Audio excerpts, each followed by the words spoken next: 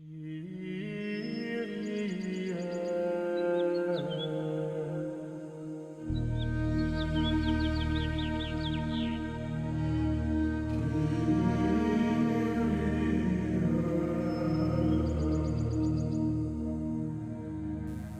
dia, senhores e senhoras, tudo bem? Bom dia. Vamos então iniciar o nosso estudo, que o senhor já vem fazendo com o Thalisson também, né? Começando lá com o Padre Bruno, na Escola da Fé. E vamos nos colocar na presença de Deus, por favor, e pedir que o Espírito nos assista. Em nome do Pai, do Filho e do Espírito Santo. Ave Maria, cheia de graça, o Senhor é convosco. Bendita sois vós entre as mulheres, e bendito é o fruto de vosso ventre, Jesus. Santa Maria, Mãe de Deus, rogai por nós, pecadores, agora e na hora de nossa morte. Amém. Sede da sabedoria, rogai por nós. Em nome do Pai, do Filho e do Espírito Santo. Amém.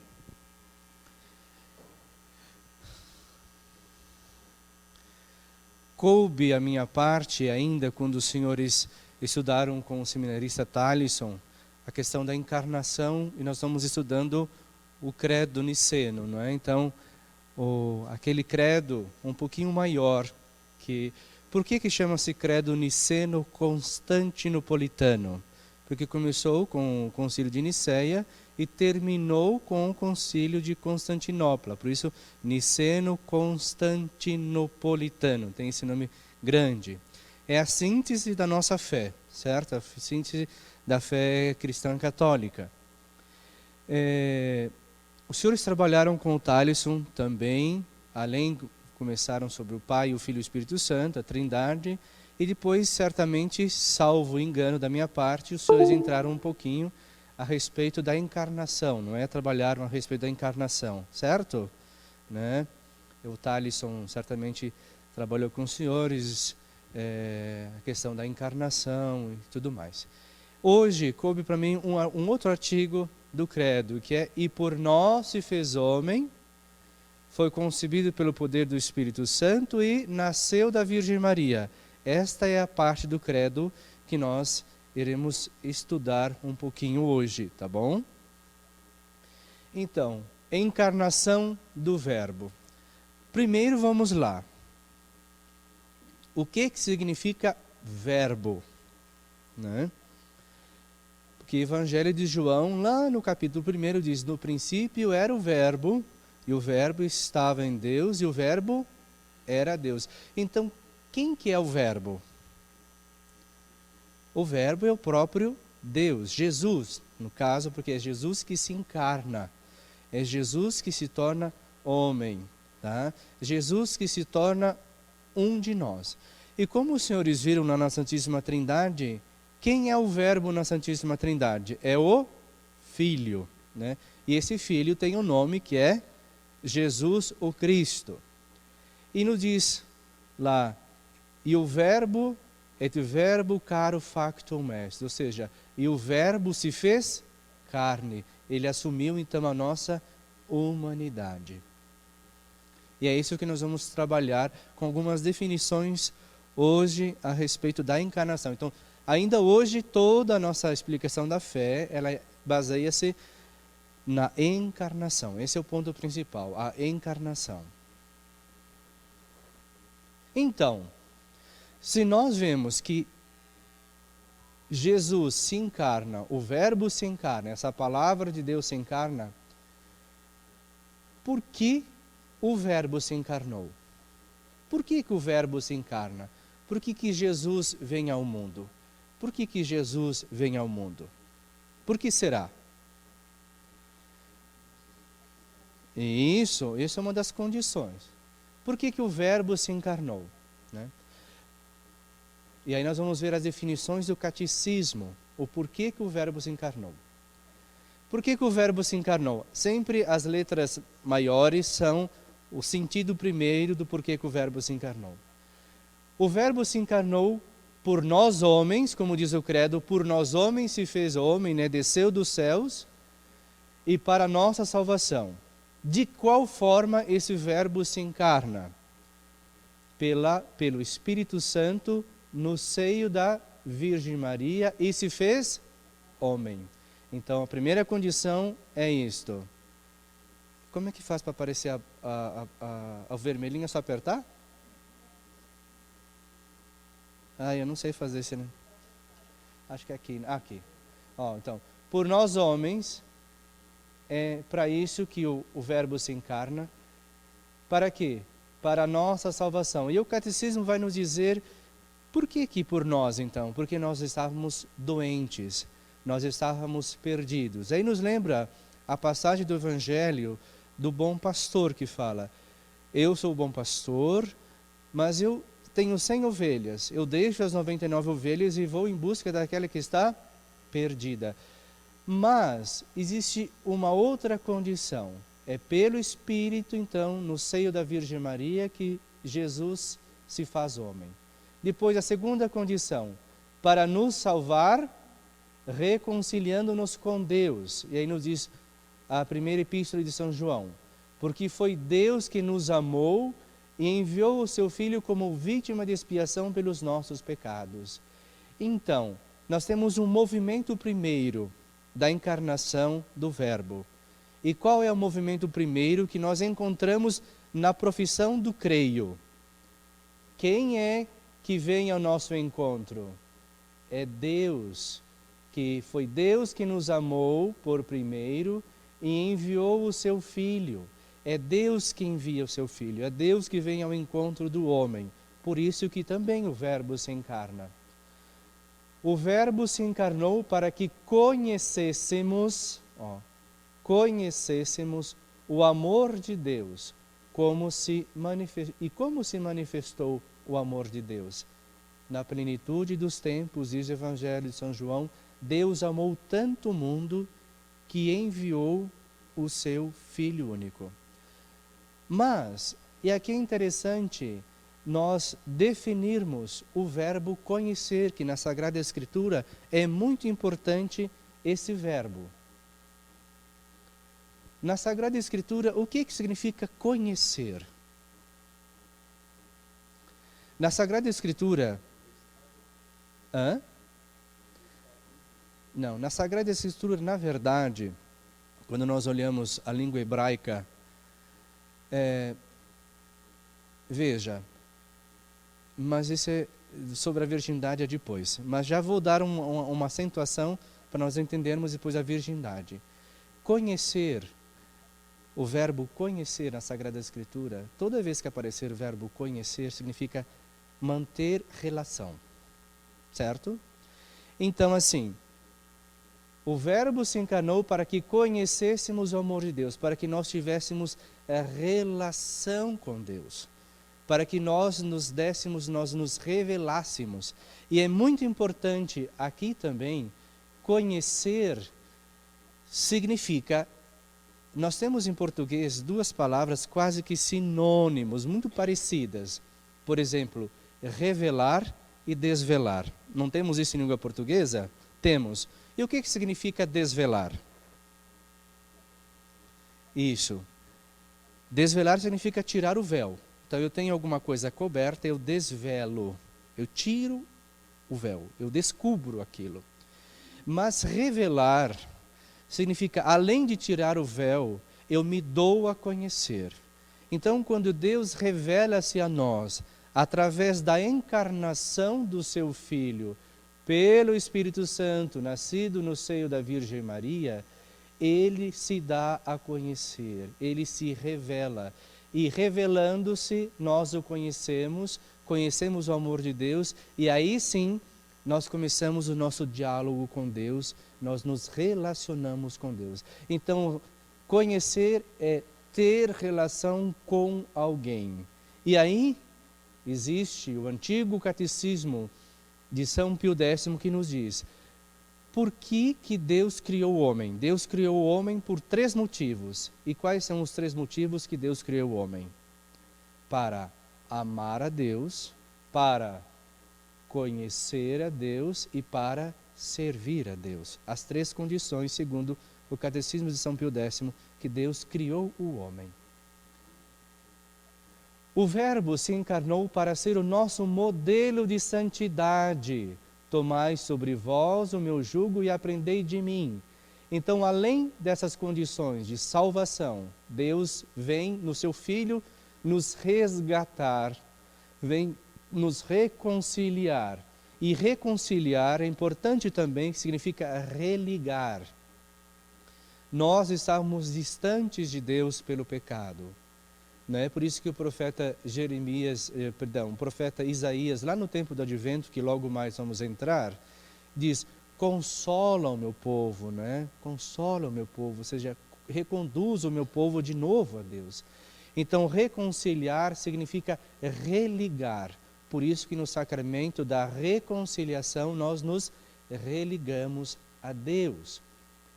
E aí, Jesus Cristo, quando assume a nossa condição humana, o nosso véu mortal, como diz os padres da igreja, ele torna-se um modelo de santidade, porque ele nos ensina a nós carregarmos o jugo e aprender dele enquanto homem, o modelo de santidade, modelo de oração, modelo de humildade, o modelo daqueles 3 conselhos evangélicos de Jesus pobre, Jesus casto e Jesus humilde. Ele é o nosso modelo de santidade. O Verbo se encarnou para também nos mostrar isso. O Verbo se encarna para sermos participantes da natureza divina. E aqui é muito importante. Através da encarnação do Filho de Jesus, nós nos tornamos participantes da natureza divina de Deus. Deus quis dar-se. Deus quis que nós participássemos da sua vida divina através da encarnação do Verbo. E aí nos vem a questão de filiação divina. Quem é o Filho de Deus? Porque quem é que se encarna? Isso, Jesus se encarna. Então, se Jesus é o único Filho de Deus, nós somos participantes dessa vida divina através de quem? De Jesus. É isso, exatamente isso. Nós somos herdeiros do reino de Deus a partir de Jesus. Tá?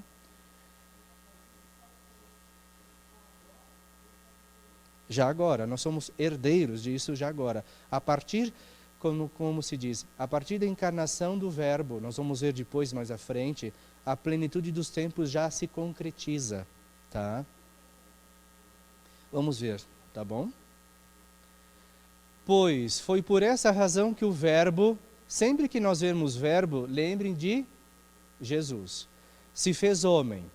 E o Filho de Deus, pois foi por essa razão que o Verbo se fez homem, nossa condição, e o Filho de Deus se fez filho do homem, através de quem?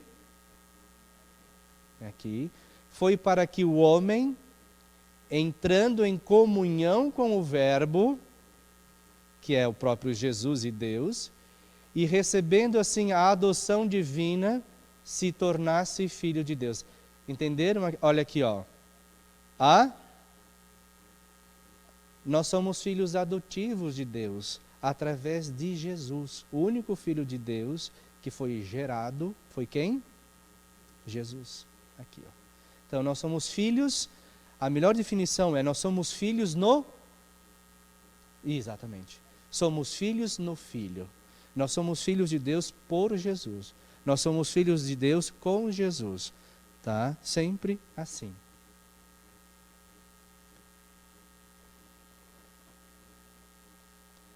E aí nós vamos entrar num outro pontinho. E por nós, então, e para a nossa salvação, desceu dos céus. O Salmo nos diz assim, Deus habita o seu templo santo, não é?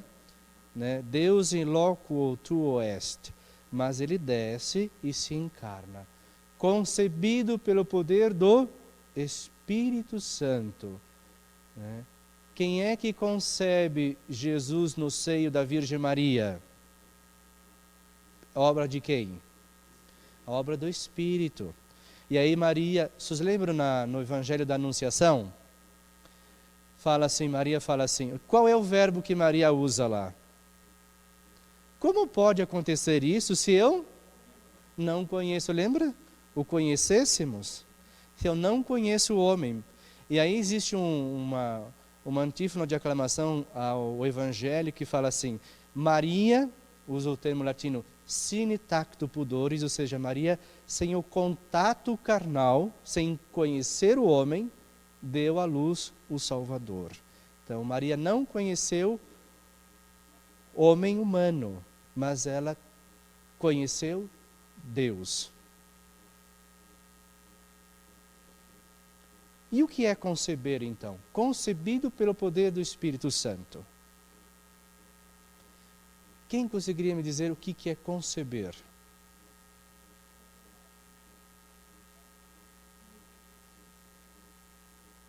O que é conceber? Vamos lá.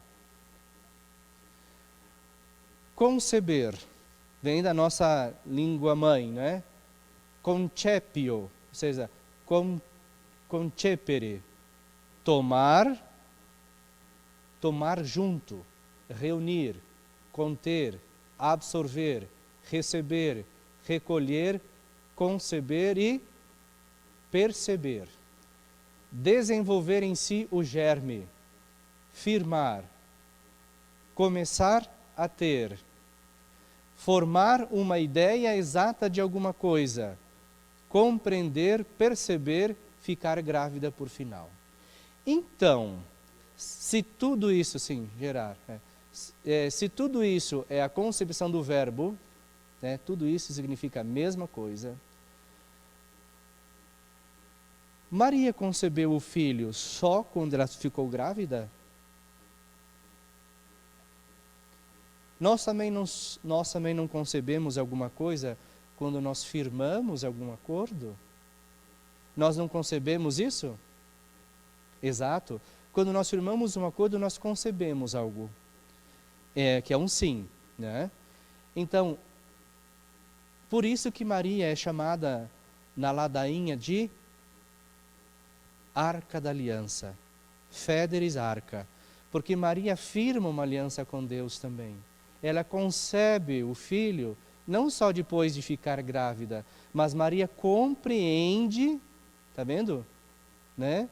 Maria pergunta, mas como posso dar à luz um filho se eu não conheço o homem? E aí o anjo que responde a ela? É o Espírito do Senhor que estará sobre ti. Então Maria compreende, Maria percebe, e Maria desenvolve em si então o germe da salvação.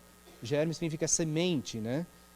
O próprio Filho de Deus. E começa a ter já dentro de si. Maria toma junto de si. Maria reúne todas aquelas qualidades que o livro dos Provérbios nos pergunta. O rei pergunta, sobre o mundo, podemos encontrar sobre o mundo uma mulher virtuosa? E aí Deus nos responde essa pergunta dizendo, sim, mesmo que lá no livro do Gênesis nós não tenhamos encontrado sobre a terra uma mulher, um homem virtuoso, em Maria Deus nos mostra, Eila, esta é a mulher virtuosa, é aquela que toma junto de si, aquela que reúne, aquela que contém. E aqui nós temos uma figura muito importante. Na iconografia cristã, existe uma imagem de Nossa Senhora sempre sustendo o menino Jesus no seu colo, não tem? Sim. Mas por que Maria não está segurando o menino Jesus com as mãos fechadas? E olha só, porque Deus ninguém segura, ninguém controla. E é aí que está a grande coisa de que no Cântico da Virgem Maria ela fala, né?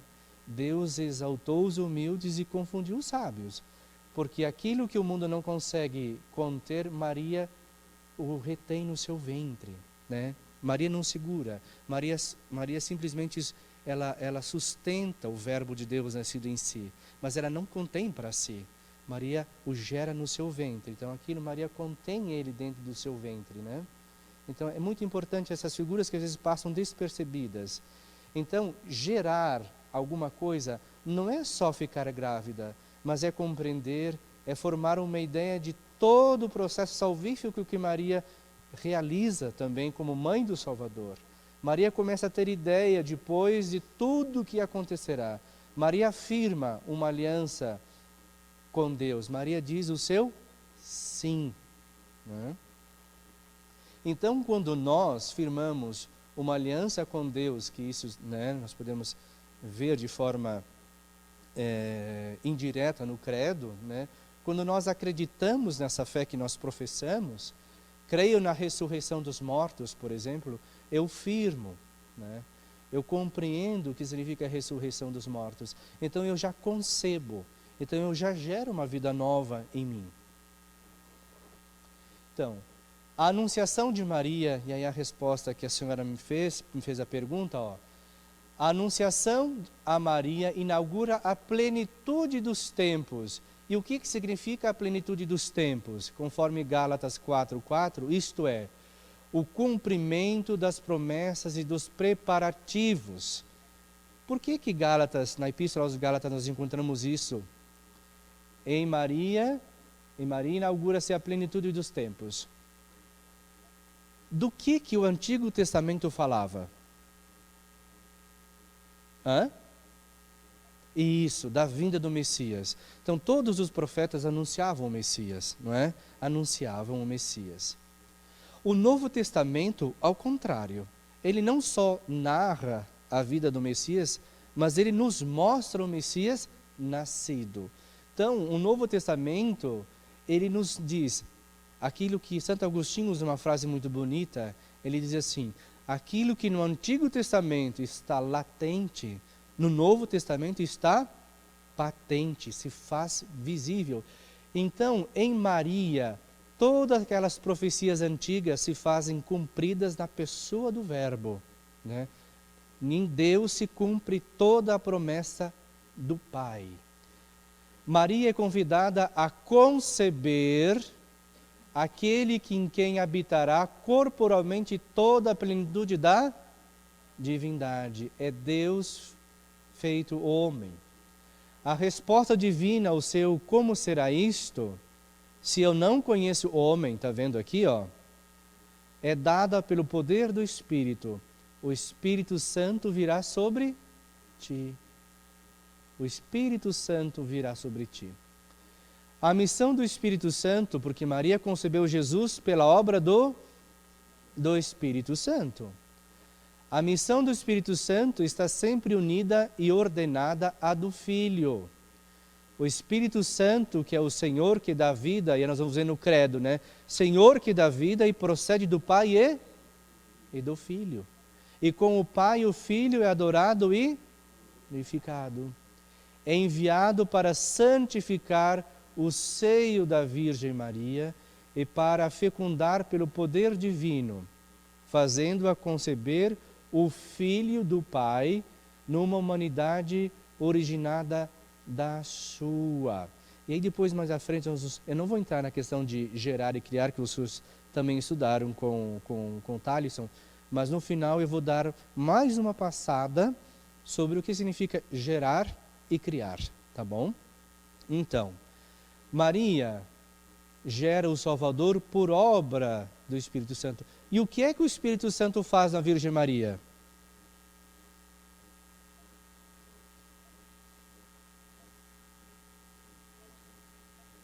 O Espírito Santo santifica o seio da Virgem Maria para fecundar pelo poder divino, fazendo conceber o Filho do Pai, numa humanidade originada da sua. Então, nós vamos entrar depois sobre e se fez homem. De quem Maria recebe a humanidade? Já dei a resposta, desculpa. De quem Jesus recebe a humanidade? De quem Jesus se torna homem? Maria, não é Maria? Então, de uma humanidade originada da sua. A humanidade de Jesus é diferente da de Maria? Tem certeza? Não tem diferença. Numa humanidade originada da sua, é a mesma humanidade. A Sagrada Escritura diz que Jesus foi igual a nós em tudo, exceto no... Então, é uma humanidade igual a nossa. Maria era uma mulher. Então, Jesus toma a forma de homem através do seio virginal de Maria, né? É uma humanidade igual a nossa, tá? Tendo sido concebido como homem, tá? Como homem, no seio da Virgem Maria, o Filho único do Pai, tá vendo aquela resposta das nossas perguntas primeiras no credo? Quem é o Filho de Deus? Olha a resposta. O Filho único do Pai é? Ó. Isto é, o que significa a palavra Cristo? Vocês já ouviram falar muitas vezes, né? Cristo. Cristo significa ungido pelo Espírito Santo, desde o princípio da sua existência humana, embora a sua manifestação só se venha a fazer progressivamente, primeiro aos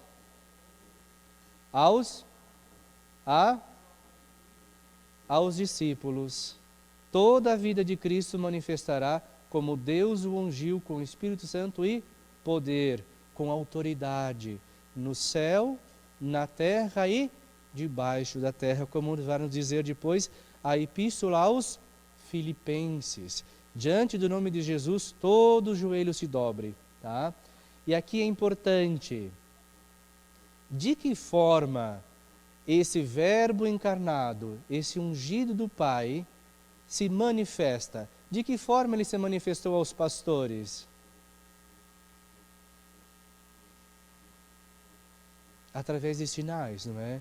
Ele se manifestou lá quando foi guiado por uma estrela, e depois ele se manifesta aos pastores numa criança. Ele se manifesta aos magos em uma criança. A João Batista, aqui nós podemos dizer que ele tem duas formas de manifestação a João Batista. Qual é a primeira? Isso, a visitação quando Maria, grávida do Verbo de Deus, vai ajudar a sua prima Isabel, que já estava grávida também. Quantos quilômetros, não tem nada a ver, mas uma questão de curiosidade. Quantos quilômetros Maria andou para visitar Isabel a pé? Não, mais ou menos 100 quilômetros a pé. Ela andou e aí diz assim, que quando Maria saudou Isabel, o que aconteceu com o João Batista? Saltou de alegria, né? Por ouvir que a mãe do Senhor lhe fosse visitar.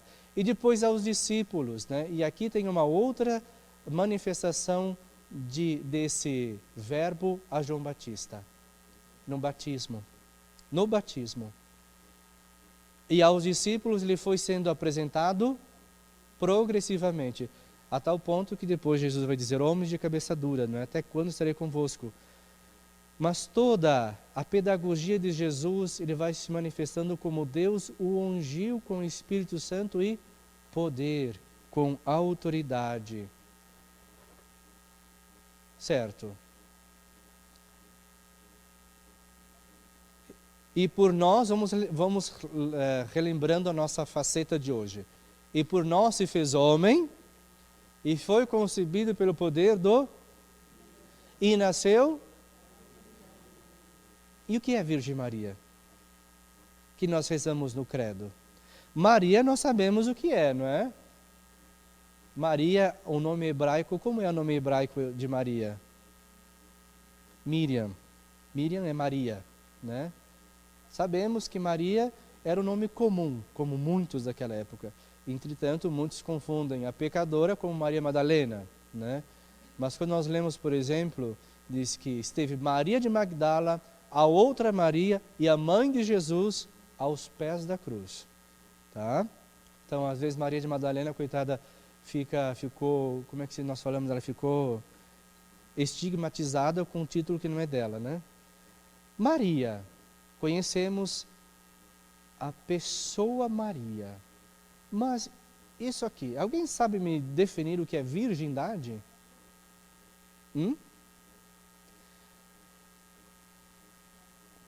Não, imaculada é outra coisa, né? Então, a nossa ideia de virgindade, ela é ela já começa antes. Nós temos vamos dizer assim, a virgindade, aquela que nós conhecemos, é aquela pessoa que nunca teve relação sexual, certo? Nunca teve intimidade com absolutamente ninguém, né? Agora, como que pode que uma virgem dê à luz um filho? Humanamente pensando, é impossível, né? Impossível. Então vamos ver as nossas definições sobre virgindade. Virgindade, o que é? Nós podemos, né, quando você vai ler sobre a questão de virgindade, aparece um monte de coisas, de definições. Algumas até absurdas, né? Mas temos, né, dependendo da linha de pensamento e tudo mais, aquilo vai viajando, né? Das primeiras concepções de virgindade, estado de pessoa virgem. Aí entra assim uma questão: pureza, candura, castidade, pureza original, que aí nós vamos ver a questão da Imaculada Conceição, mas é um outro dogma de fé. Então, a pureza original, estado daquilo intacto. Então, assim, se nós não fôssemos maculados pelo pecado, o que nós seríamos? Virgens. Podemos usar esse termo, mas essa é uma concepção que teológica, uma concepção de fé. Não é uma questão de físico, humana, tá? Então, nós temos aqui o que nós usamos também, o status virginitatis, significa o estado de virgindade. Significa como eu estou, virgindade a ser. É um estado. O modo de virgindade significa modo como vivo, que é a virgindade de fato, facto esse. Então nós temos a virgindade, o status, porque eu posso estar virgem, mas no momento em que eu tenho a intimidade com alguém, eu deixo de ser virgem. E agora, qual a diferença de estado e modo? É como eu vivo a virgindade. E por isso que aqui entra também uma dimensão de castidade, porque castidade não é ausência simplesmente de ato sexual. A castidade, ela abarca toda a pessoa humana, a sua dimensão afetiva, emocional, a sua dimensão sexual e a sua dimensão psíquica e a sua dimensão teológica, assim, a sua realidade de fé, tá? Então, na Virgem Maria, qual desses dois modos prevalece? Na Virgem Maria, nós não temos somente o estado e nem somente o modo. Nós temos os dois, o estado e o modo. Por quê? Porque pela fé da Igreja, nós acreditamos que Maria, além de ter o estado de virgindade, ela teve o modo, ela permaneceu virgem toda a sua vida, né? Então, por exemplo, vou dar um exemplo para ser mais fácil a compreensão. Eu sou padre, certo? Eu estou padre, eu estou monge, certo? Então, o meu status, ele é sacerdotal, certo? Mas o meu modo é cristão. Então, eu posso deixar de ser padre, mas eu não deixo de ser cristão. Então, o meu modo de vida é cristão. Queira sendo consagrado ou não consagrado, é o meu modo de ser, certo? Eu posso, né, o status, né, ele pode existir como não pode existir. Eu posso perder o estado, mas eu não deixo de ser, né? Então, eu posso perder o estado de riqueza, mas continuo sendo homem, né, com a mesma dignidade. O modo é como você vive, como aquilo, ele caracteriza o seu modo de ser. Não necessariamente, porque você nasce homem, né? Você não é feito homem. É diferente, você não tem um estado humano, você nasce humano. Agora, o que caracteriza o status, muitas vezes, né, é o fazer ou não fazer. né? O estar ou não estar, é justamente isso. Né? Então, não está, desculpa, a pergunta é entre o estado ou o modo?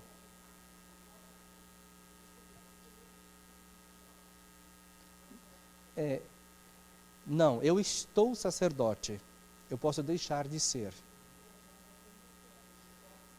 Não, mas é que aí na questão de vocação, a escolha que nós fazemos na nossa própria vida, ela não é uma escolha, eu quero isso por ser melhor. A nossa escolha da vocação, ela é uma resposta a uma identidade que você recebe. Então, Deus nos chama à maternidade, Deus nos chama à paternidade, tá? Né? E aí, assim, esse infire, esse facto esse, em ser, né? Por exemplo, eu tenho o desejo de ser mãe, eu posso ser mãe, né? Depois, quando nasce o filho, então você já não tem mais o desejo de ser mãe, você é mãe, né? Então, assim, às vezes nós temos o filho, nós podemos perder o nosso filho, né? Ele pode morrer, etc. Eu deixo de ser mãe, o modo de ser, né? Você deixa de ter o filho, mas a sua condição de vida continua sendo, o seu modo de proceder é o filho. A Virgem Maria, né, ela continuou sendo mãe de Deus mesmo ele crucificado, né? Então, é dessa forma. O modo é como nós vivemos, como aquilo dá característica, porque o status eu posso perder, o modo não. Eu sou cristão, embora eu seja pobre ou rico, eu seja padre ou não seja padre, é esse modo que me caracteriza como tal.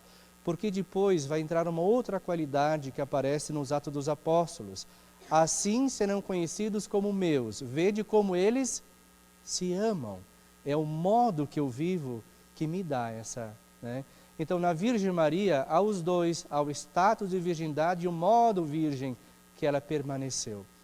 Maria é virgem antes, perante e pós o parto, tá? Mas é difícil nós entendermos a virgindade enquanto homens e mulheres, sem nós fazermos a transcendência dessa relação com Deus, tá? Relação de fé. Então, ó, por que Maria é virgem? A virgindade de Maria manifesta a iniciativa absoluta de Deus na encarnação. Por que a virgindade de Maria manifesta a iniciativa absoluta de Deus na encarnação? Por quê? Por quê que absolutamente de Deus?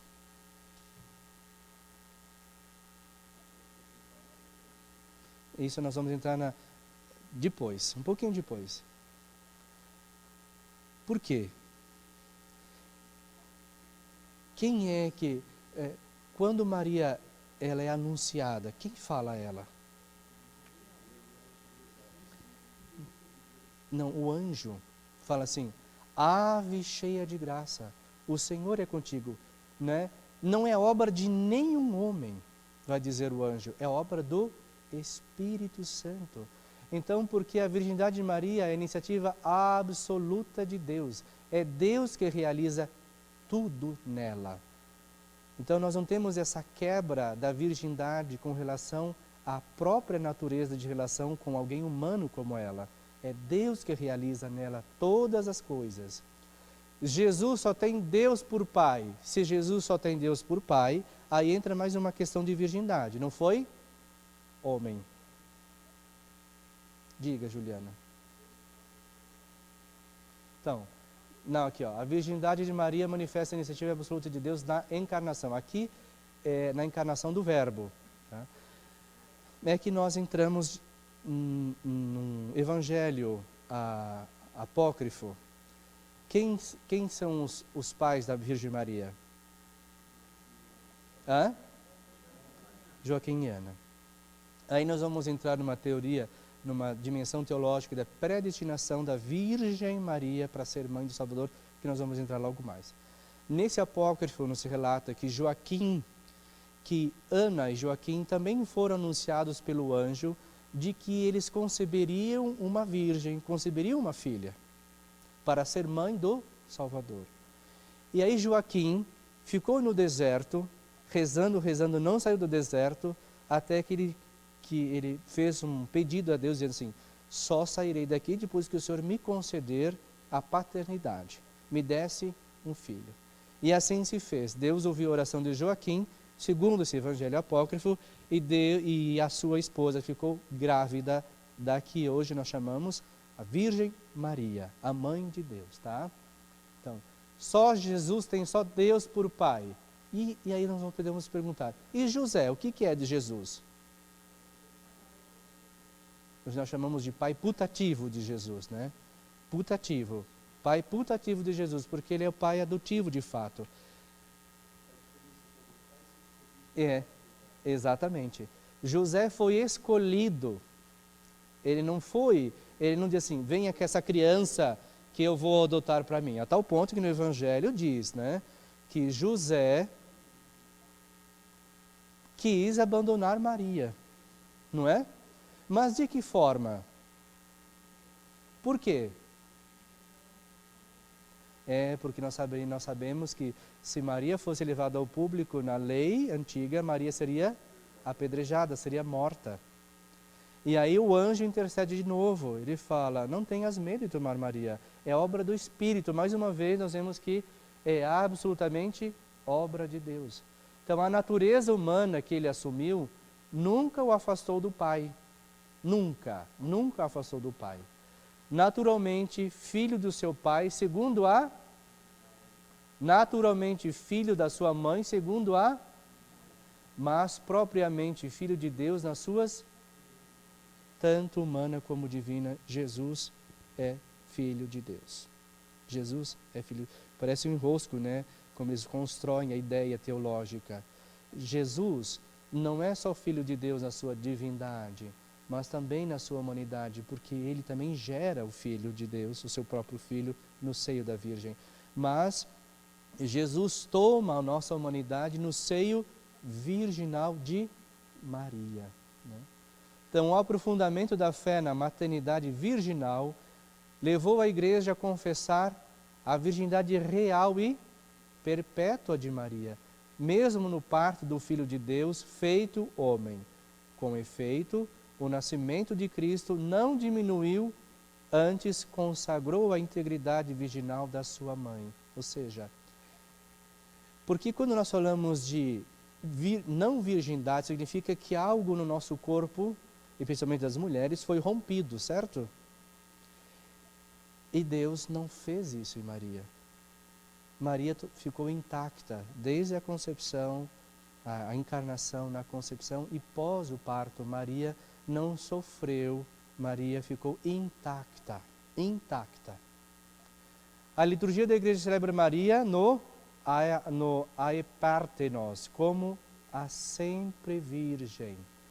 Sempre virgem. Lembre que a virgindade também está no conceber, não só no parir que se fala, esse é o termo, parir o filho. Tá? No conceber a ideia, Maria já era virgem. Jesus é o filho único de Maria? Sim ou não? Sim, Jesus é o único filho, foi o único filho que ela gerou, né? Mas a maternidade espiritual de Maria, conforme o Catecismo número 169, estende-se a todos os homens que ele veio salvar. Então Maria, e aí nós vemos numa outra condição de adoção filial. Nós somos também filhos de Maria de forma adotiva. Através de quem? De Jesus, o Filho. Ela deu à luz um filho que Deus estabeleceu como primogênito de muitos irmãos. Isto é, dos fiéis para cuja geração ela coopera com amor de mãe. Por isso que Maria é chamada de nova Eva. Ela nos gera também através do seu filho. Jesus, o novo Adão, inaugura pela sua conceição virginal o novo nascimento dos filhos de adoção no Espírito Santo pela fé. E aí Maria pergunta, como será? A participação na vida divina não procede do sangue, nem da vontade da carne, mas da vontade do homem, mas de Deus. Então, aqui está uma concepção também de virgindade. A virgindade de Maria, ela não está simplesmente no físico, ela está na fé. Nem da vontade da carne, nem da vontade do homem, mas de Deus. A recepção desta vida é virginal porque é inteiramente dada ao homem pelo Espírito Santo. São Bernardo de Claraval usa um termo que ilustra muito bem também a questão da virgindade de Maria. Ele fala assim, a virgindade de Maria é como um vitral. Um vitral. Como um vidro. Por exemplo, eu vou usar o vitral porque ele é bonitinho, né? Mas pensemos como vidro. O que acontece com o vidro quando o sol passa nele?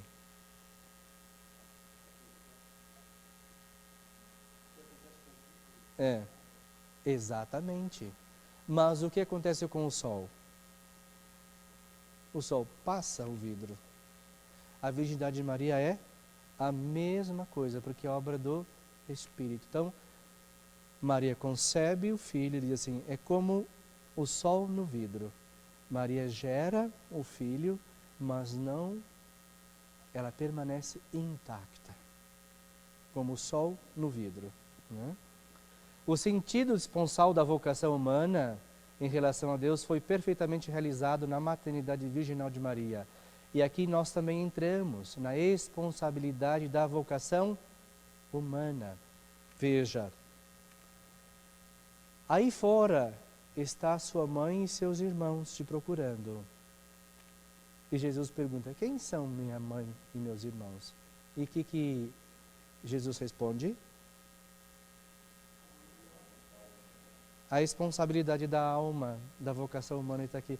Então nós também, pela ação do Espírito, nós temos essa vocação materna também, de gerar, pela palavra, o Filho de Deus. Maria é virgem, porque a virgindade é nela o sinal da sua fé, sem a mais leve sombra de dúvida, e da sua entrega sem reservas à vontade de Deus. É graças à sua fé que ela venha a ser a mãe do Salvador, como nos diz aqui o texto, Beatior est Maria, percipiendo fide in Christi, quam concipiendo carne in Christi. Maria, diz o texto latino, Maria é mais feliz por receber a fé de Cristo do que por conceber a carne de Cristo. Então isso aqui é tudo parte da definição da virgindade de Maria. É pela fé que Maria também torna-se virgem. Ela concebe o filho pela fé. Tá?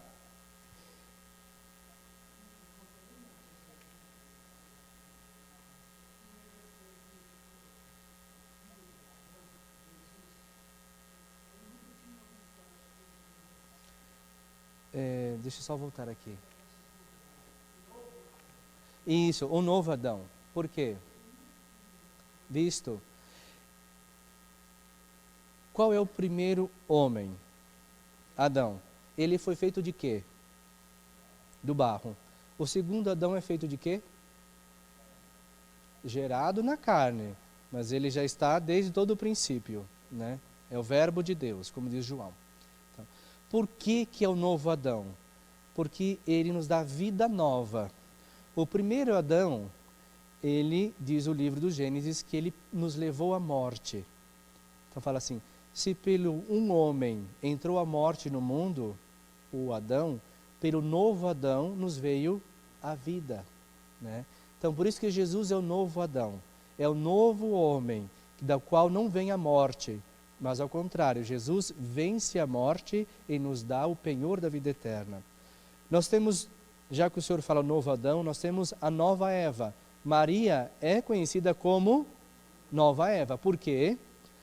O que fez a antiga Eva? Por desobediência, por uma mulher, diz os pais da igreja, entrou a morte. Por uma mulher entrou a vida. Eva significa mãe de muitos viventes. Maria, por isso que é mãe, ela é a mãe dos muitos viventes através da adoção filial de Jesus. Por isso que Jesus é o novo Adão, é o novo homem.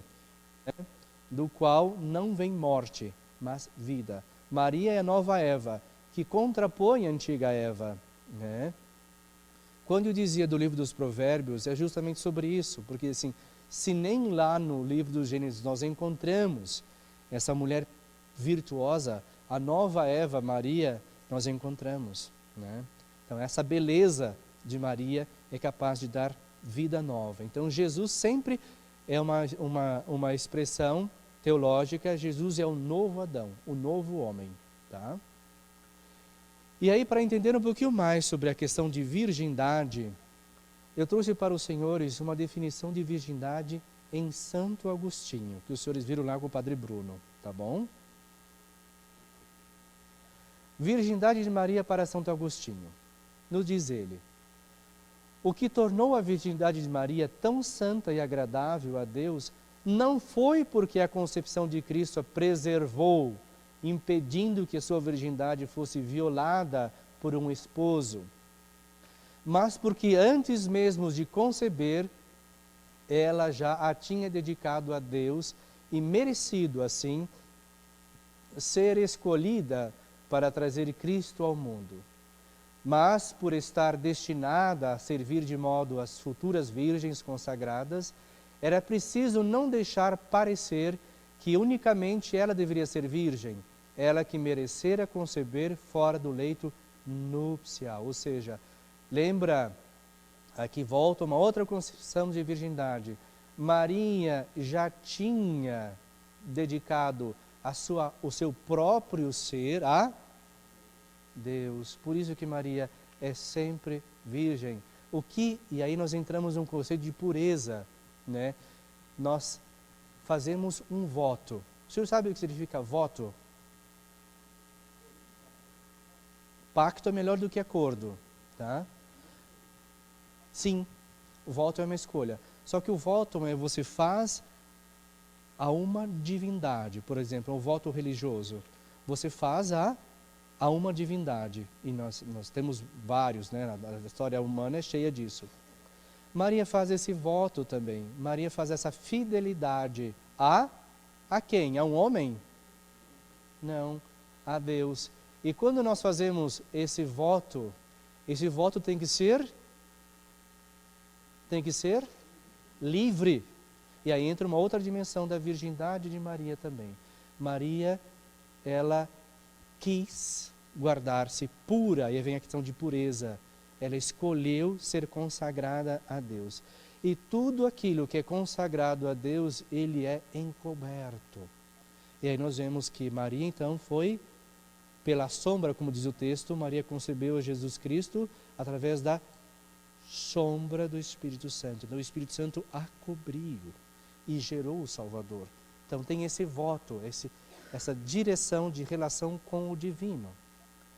Assim consagrou sua virgindade a Deus, enquanto ainda ignorava de quem havia sido chamada a ser mãe.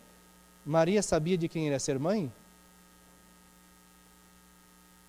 E como que ela soube? Não.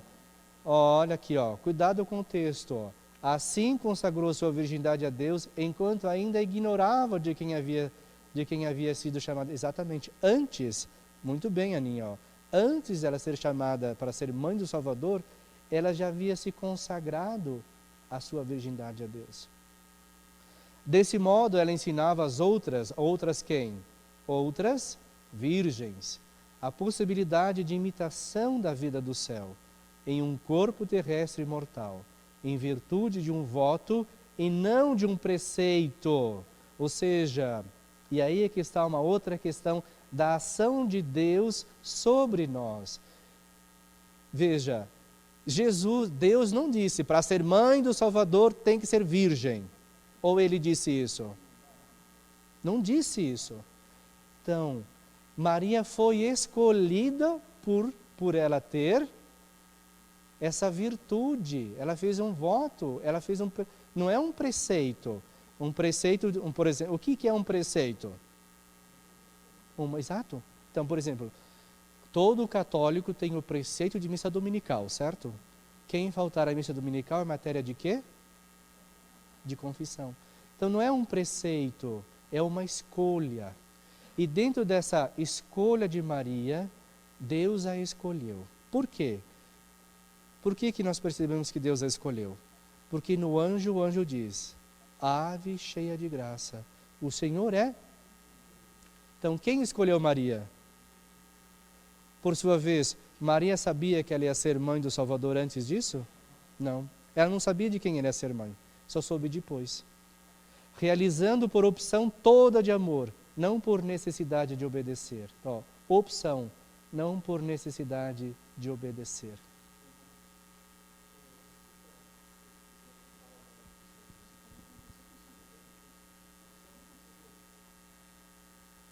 Desculpa, qual a...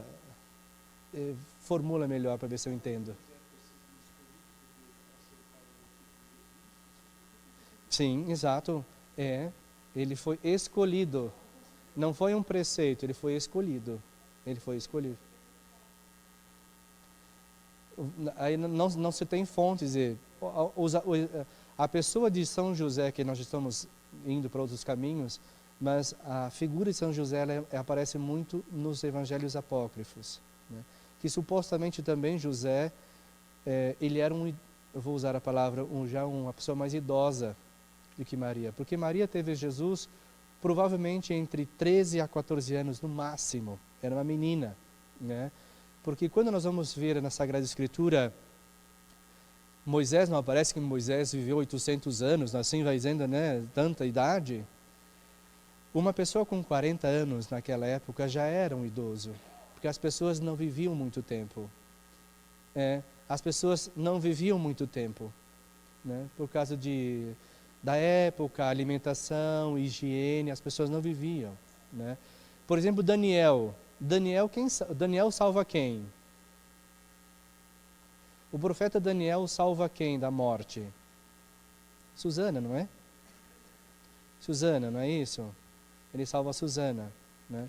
E aí fala assim, né, que ele já estava ancião, porque o Espírito Santo estava nele, e ele era um jovem, né? Então, por causa disso, né?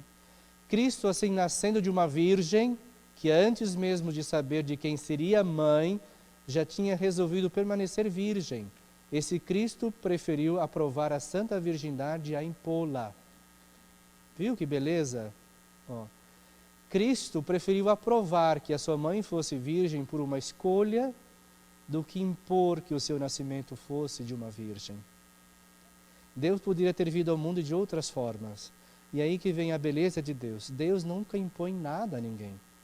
Ele simplesmente encontrou em Maria, diz, ave cheia de graça. Ele que fala primeiro à Virgem Maria. Encontraste graça. Tu és santa, tu és pura, tu és... E aí ele escolhe ela não por um preceito, mas por uma escolha livre. Então Deus nos chama e nós respondemos a Ele também de escolha livre. Então quando nós escolhemos Deus, Deus também nos escolhe de forma livre e espontânea. Dessa maneira, mesmo na mulher da qual haveria de receber a forma de servo, Ele quis que a virgindade fosse o efeito da vontade livre, né? Ele não quis forçar que essa que hoje é a mãe do Salvador, do seu filho, fosse por imposição, mas fosse de uma escolha, efeito da vontade livre. Deu opção, exato. Maria podia dizer, eu não quero. Mas ela disse, sim, eu quero, né? Quem conhece esse senhor aqui? Santo Irineu de Lyon. Uma outra definição muito interessante de virgindade de Maria. Santo Irineu diz, eu vou ler em latim, tem a tradução, tá? Purus puri puram aperiens vulvam, eamque regenerante hominis in Deo, quam ipse puram fecit.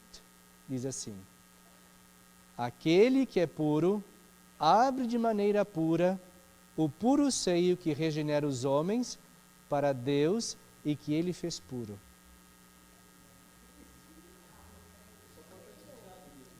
Não, aqui ele faz isso aqui com as palavras. Vamos ler devagarzinho, que é muito interessante. Entre as se os senhores me perguntarem, Dom Mauro, qual das duas definições o senhor prefere? Eu prefiro esta. Olha, porque aqui não diz, aqui não fala de virgindade física. Ou fala? Não, aqui fala, aquele quem? Deus. Aquele que é puro, quem é puro? Abre de maneira pura. Não, ele abre, então ele aceita nascer de uma mulher pura, tá? Abre de maneira pura o puro seio que regenera os homens.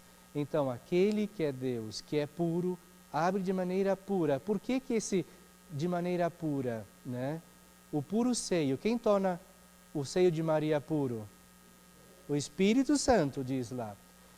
Esse seio puro regenera os homens. Aqui nós temos, o que é regenerar na teologia, na Sagrada Escritura? Novo nascimento. Regenera os homens para Deus e que Ele fez puro. Então, Deus fez os homens puros também. Faz puro o verdadeiro homem que nasce da Virgem. Bonita essa definição, não é? O que é difícil de compreender é o jogo das palavras. Vamos tentar de novo? Aquele que é puro, quem é puro? Abre de maneira pura. Qual que é a maneira pura que ele abre? Ele abre, ele aceita livremente, ele escolhe livremente o puro seio. De quem que fala aqui? E o que o seio da Virgem Maria faz conosco? O que é regenerar? Renascer de novo. E como que nós renascemos de novo? Pelo Espírito Santo. E o batismo, o que é para nós? Nós nascemos. Então, o batismo, em nome de quem nós somos batizados? Exato. Então, o que o Espírito Santo realiza em nós? Santificação. Por sua vez, nós nascemos puros, né, no batismo, para Deus e que Ele fez puro. Deus fez puro o puro seio e aquele que é puro, o próprio Filho Jesus Cristo. Entenderam ou não? Vamos lá de novo, eu tenho que ter certeza que os senhores entenderam. Vamos lá, me traduz a frase. Vamos dizer, aquele que é puro, vamos colocar o Filho, tá? Aquele que é puro, abre de maneira pura o puro seio, que regenera os homens, faz nascer de novo, né? Por que o puro seio que regenera os homens? Aqui é importante essa frase do meio aqui, Porque quem é que nos regenera, senão o Espírito na pessoa de Jesus? Jesus regenera o homem através do nosso batismo, da vida nova. E quando nós nascemos, aqui nessa regeneração, fala de coisa física? Nós não nascemos espiritualmente? Nós nascemos santamente? E esse nascimento santo, ele implica em nós alguma ação física? Não. Exteriormente nós continuamos os mesmos, certo? Para Deus, para quem nós somos regenerados? Para Deus. Deus quem é? O nosso Pai, não é? O nosso Pai por Jesus. Então nós nascemos também, Ele nos faz nascer aqui, e que Ele fez puro. Então, a obra da criação, a obra da regeneração, a obra da virgindade aqui é puro, porque foi Ele que fez. Tá? Deixa eu colocar aqui. É a tradução daquela frase em latim, tá? Diz aqui, porém, de que maneira isto é? Como deixará o homem a geração da morte, se não passar para a nova geração? Lembra? Quem não renascer da água do Espírito Santo, já nós ouvimos falar isso? Quem não renascer da água do Espírito Santo permanece na geração da tá? Dada a maravilhosa e inesperadamente por Deus como sinal de uma regeneração que procede da Virgem por meio da... Aqui fala alguma coisa de físico? Aqui fala da fé. Por isso que aquela definição diz, mais bem-aventurada, mais bendita é Maria por conceber a fé de Jesus do que o corpo, a carne de Jesus. Maria recebeu o dom da fé, de crer em Deus através da fé do Filho. Aqui nos diz. O sentido literal daquilo que nós acabamos de ver é, portanto, duvidoso. Quando somos gerados na morte, é preciso nascer de novo para ter parte na vida, ou não é? Sim. E esta geração nova, que pela fé é a geração da Virgem, geração que procede da Virgem. Ora, o acrescento final não é senão um aposto ao que precede, diz o teólogo, que nos diz aqui, ó, se não passar para a nova geração, dada por Deus, maravilhosa e inesperadamente em sinal da salvação, isto é, aquela regeneração que procede da Virgem por meio da... A identidade da nova geração é da geração procedente da Virgem. É assim reconhecida e é preciso partir daí para determinar o sentido real das palavras. E procedente da Virgem. Então aqui fala, não questão de física, mas unicamente de geração. Geração por meio da fé. É pela fé que é a geração que procede da Virgem. Maria acreditou. Maria já gerou de antemão. Mas a nossa cabeça, humanamente, é difícil nós compreendermos isso, porque ela é ligada à corporeidade física. A corporeidade física. É como, por exemplo, eu sei que saiu aqui uma discussão a respeito se o céu é estado ou é lugar. Depende muito da nossa concepção de lugar. Depende muito da nossa concepção de pessoa. Porque Jesus ressuscitado comeu peixe. Não comeu? Comeu peixe. Mas ele também atravessou as paredes. Quando os discípulos estavam no cenáculo com Maria, com medo dos discípulos. Então isso vem muito da definição das coisas que nós temos. Só pela nossa razão é incompreensível ver como que uma virgem pode dar à luz um filho. Por quê? Porque a nossa concepção virginal está ligada à sexualidade. Mas é muito mais do que isso. É muito mais do que isso. Tá?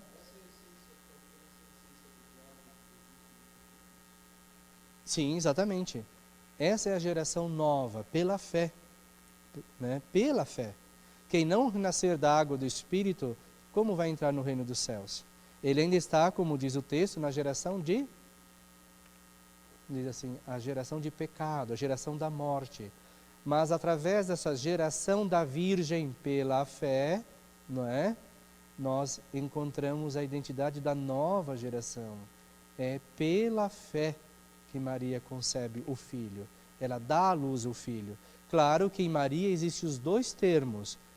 O sinitacto pudores, a questão física, mas também a questão da teológica, do espírito. A pureza é uma das condições de virgindade. A candura é uma condição de virgindade. A castidade é uma condição de virgindade. Né? Por exemplo, um homem, como é que nós podemos dizer que o homem deixou de ser virgem? Não conseguimos provar isso? Como é que se usa o termo? O homem é chamado de continente, através da continência. Mas não dá para se provar que o homem é virgem ou não virgem, diferente da mulher. Então, por isso que a nossa concepção ela tem que ser transcendente, ela tem que pensar diferente. Tá? Nós temos que ligar mais ao modo do que ao estado. Tá bom? E se fez homem. Bonitinho Jesusinho, né? Que hora que é o intervalo, senhorita Cronos? Já? Depois eu traduzo, agora é a hora do intervalo. Vamos lá agora. E aqui continua sendo, e o verbo se fez homem. Na verdade está cortado aqui, tá? O Ronaldo ia pedir para mim traduzir aqui embaixo, mas eu não posso traduzir somente essa frase, porque outra frase, como é que se fala? O PowerPoint, o programa cortou aqui. Então, se eu traduzir essa frase, assim como nas dores, né, e na dor, assim como eu no flagelo e na dor, né, perante a dor, daí falta outra frase aqui que o PowerPoint cortou, tá? Mas esse aqui, na verdade, o que é esse aqui? É o menino Jesus, né? Então, e o que é o cordeiro? E o que é aqui? E aqui? Uma serpente. E onde que ele está suspenso? Na cruz, né? Então, prefigura o nascimento e a morte do Senhor. Então, nós só vamos naquela que nós sempre falamos na liturgia, que a natividade do Senhor está ligada à sua Páscoa, à sua morte e ressurreição. O cordeiro é o próprio Jesus. E aqui, né? Então, a morte que ele vence, a tentação, né? É sempre isso aí. Dia, né, símbolos e a lua. E aqui em cima, o que é? Isso. Em latim, como é? Iesu Nazarenum Rex Iudeorum. Vamos lá, na outra. E se fez homem. Aqui nós vamos entrar num conceito de heresia. O que é heresia? Isso, heresia é o que é o errado.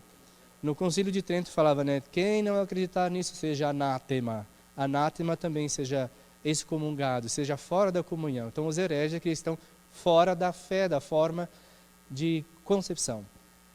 Na verdade, aí nós entramos num conceito importante. Às vezes não é que a ideia esteja errada. E aí, porque para fazer heresia a pessoa tem que ser muito inteligente, né? Muito inteligente para fazer uma heresia. Significa que a ideia de concepção, ela é correta muitas vezes, mas é o nosso problema de nós, por exemplo, o mistério. Nós entendemos o mistério, né? Só que nós não conseguimos verbalizar o que significa. Então, as grandes heresias é que a partir de um pensamento elaborado, a ideia é correta, mas quando se verbaliza, se esbarra no erro da própria concepção, né? Então, e esse é um dos nossos problemas também, enquanto cristãos católicos, quando nós não conseguimos entender a fé de fato, né? A fé é vivida e a fé é explicada. E aqui nos diz, ele fez-se verdadeiro homem. Por que Jesus fez-se verdadeiro homem?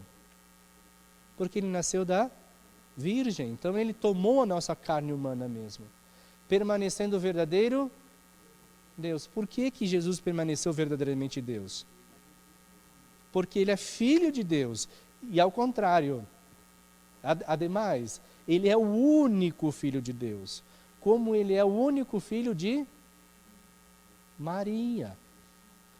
Jesus Cristo é verdadeiro Deus e verdadeiro homem. E essa definição o Senhor já tem. Por que Jesus é verdadeiro homem? Então, porque ele nasceu da Virgem. Por que Jesus é verdadeiro Deus? Porque ele é filho de Deus. Aí está a resposta. Tá? Então, as primeiras heresias negaram menos a divindade de Cristo que a sua verdadeira humanidade. Nós chamamos de essa heresia de docetismo gnóstico.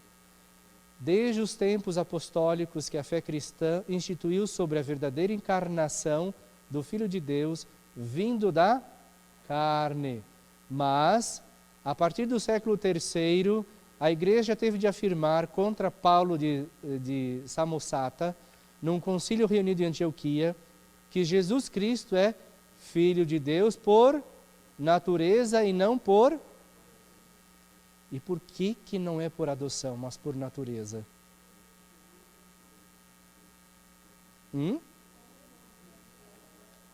Isso, a dona Zuleika falou isso, porque ele é consubstancial ao Pai. Ele tem a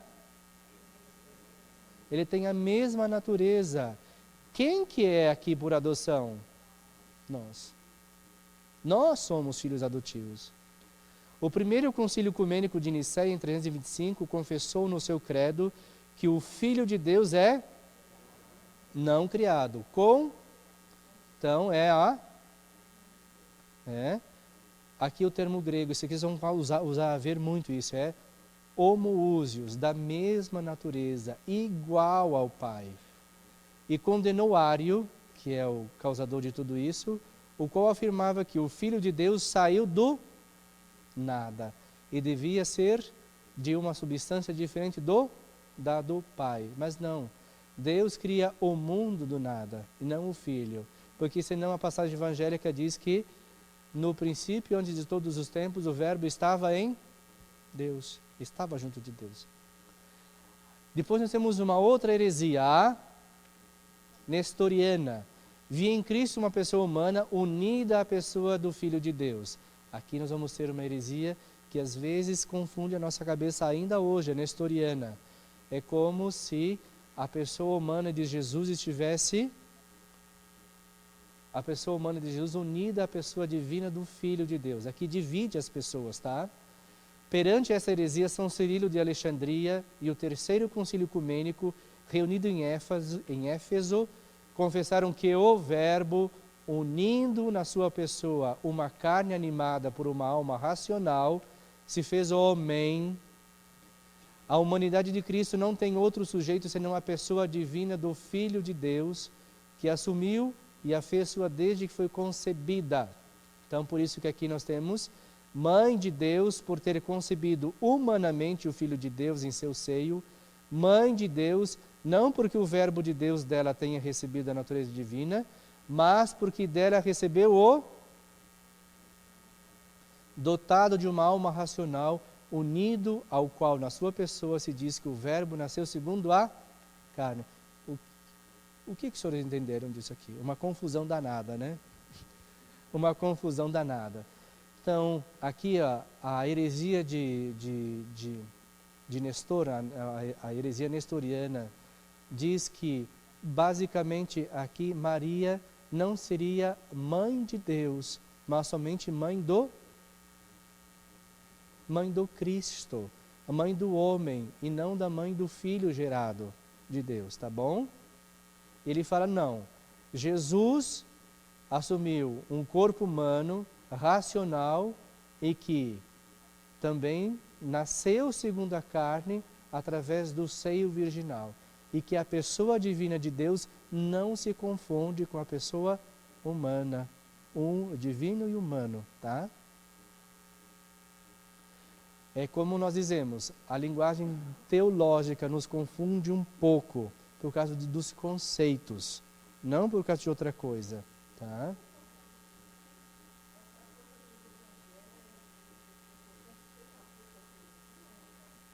Depende da linha. Depende da linha. Qual seria a pergunta? Sim, porque existe... É nestoriana. É heresia nestoriana que fala que Maria não é mãe de Deus, mas mãe de Jesus. Isso é heresia, tá? É heresia isso. Mas Maria é mãe de Deus porque nela foi gerado o Verbo e também é mãe de Deus homem, tá? Os monofisistas, é uma outra heresia, afirmavam que a natureza humana tinha deixado de existir como tal em Cristo, sendo assumida pela sua pessoa divina de Filho de Deus. O que significa isso? Que quando Jesus se encarnou, a natureza humana tinha deixado ele, tá? Ela tinha sido assumida somente a natureza divina naquele corpo. É como se fosse um espírito dentro de um corpo, podemos dizer assim, tá? Mas não acontece isso. Mono, o que significa mono? Então por isso que chama-se monofisitas, porque eles só acreditavam que a humanidade tinha deixado de existir com a encarnação assumida pela pessoa divina do Filho de Deus. E isso não acontece, tá? Porque aqui, confessam um só e mesmo Filho, nosso Senhor Jesus Cristo, igualmente perfeito na divindade, a pessoa divina, e perfeitamente humano, Filho de Maria, né? Então a nossa humanidade. Sendo o mesmo verdadeiramente Deus e verdadeiramente homem, composto de uma alma racional, de um corpo consubstancial ao... Qual é a natureza de Jesus? Divina, do mesma substância do Pai. Pela sua divindade, não pela corporeidade, mas pela divindade. Consubstancial a nós pela sua humanidade. Então Jesus também é consubstancial a nós, por quê? Porque ele assumiu a nossa carne humana. No seio de quem? De Maria. Semelhante a nós em tudo, lembra o que dizia antes? Menos no gerado do Pai antes de todos os séculos, segundo a sua divindade. Né? Nascido da Virgem Mãe de Deus, segundo a... E o que significa isso aqui? Nascido da Virgem Mãe de Deus, segundo a... Homem, exatamente. Segundo a humanidade, não segundo a divindade. Tá? Um só e mesmo Cristo Senhor, Filho único, que devemos reconhecer. Ó, aqui é muito importante. Ó. Isso aqui é a definição do credo, que nós rezamos no credo e não percebemos. Ó. Um só, vamos dizer juntos? Ó. Um só... que devemos reconhecer em duas naturezas, sem...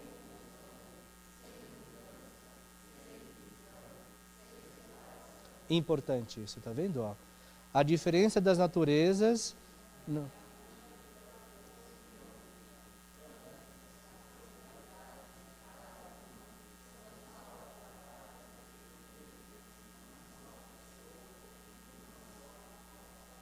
Hipóstase, chama-se união hipostática, onde nós temos a divindade e a humanidade de Jesus Cristo na mesma pessoa, sem confusão, ou seja, a humanidade não se sobrepõe à divindade, a divindade não absorve a humanidade, não há confusão, não há mudança, né? Ele não fica menos Deus por ser homem, ele não fica mais menos Deus por ser homem, ele não fica mais super-humano por ser Deus. Não há divisão, ou nós conseguimos dividir a pessoa de Deus da pessoa do homem em Jesus Cristo. Nós conseguimos fazer isso? E aí, sem separação, ó, sem separação. E aí nós vamos ver que o Evangelho diz que Jesus Cristo crescia em graça e sabedoria. As duas naturezas, né? Ele foi tomando consciência do que ele era como humano, a tal ponto que ele foi igual a nós em tudo, exceto no... Então ele ia crescendo em graça, ele ia tomando consciência do que ele era, tá bom? Assim a igreja confessa que Jesus é inseparavelmente verdadeiro Deus e... Por que ele é verdadeiro Deus? Não que ele recebeu, ele é. Tá vendo? Ó, ele é verdadeiramente Deus porque ele é Deus. Ele é verdadeiramente homem porque ele foi gerado no seio da Virgem Maria. É verdadeiramente o Filho de Deus feito homem, nosso irmão, e isso sem deixar de ser Deus nosso Senhor. Aqui diz, o texto latino que é aqui, ó, continuou a ser e assumiu. Perceberam? A definição de João Crisóstomo, isso é muito bacana. Lembra que às vezes quem já me ouviu falar no homilia, muitas vezes eu cito isso aqui, de outra forma, dizendo assim, aquele que vos fez sem vós, não quer salvar-vos sem vós. E depois diz, o verbo encarnado subiu ao céu na sua ascensão de forma inaudita. E qual é a forma de inaudita que João Crisóstomo diz? Ele assumiu que ele não era. E o que Jesus não era? Humano, homem. Então, ele continuou sendo Deus, o que era, e assumiu que ele não era. O que ele não era? Ele não era ser humano, mas ele era pessoa. Tá? Ele era pessoa. Essa frase parece um pouquinho complicadinha de entender, né? Mas é uma máxima, né?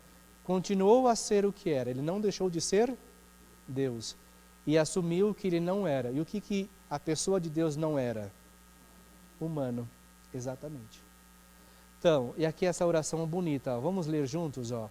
Ó Filho único e Verbo de Deus, sendo imortal, vos dignastes para a nossa salvação, encarnar no seio da Santa Mãe de Deus e sempre Virgem Maria, e sem a mudança vos fizestes homem e fostes crucificado. Ó Cristo Deus, que por vossa morte esmagastes a morte, que sois um da Santíssima Trindade, glorificado com o Pai e o Espírito Santo, salvai-nos.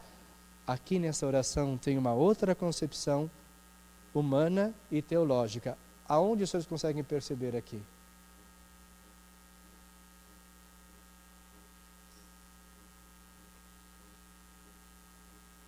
Aqui, ó.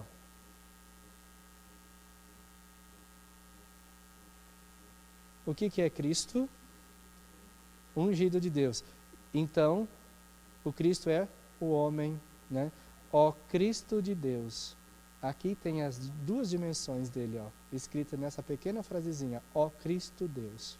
Tá? Nós temos que passar o tempo, tá? Já é 11h30, tá? É que dessa vez vocês me pegaram, né, com um monte de coisa. Eu só vou ler assim rapidamente, tá? Depois no final nós abrimos, se quiserem fazer perguntas. Como é que o Filho de Deus é homem? Vamos pegar aqui, ó.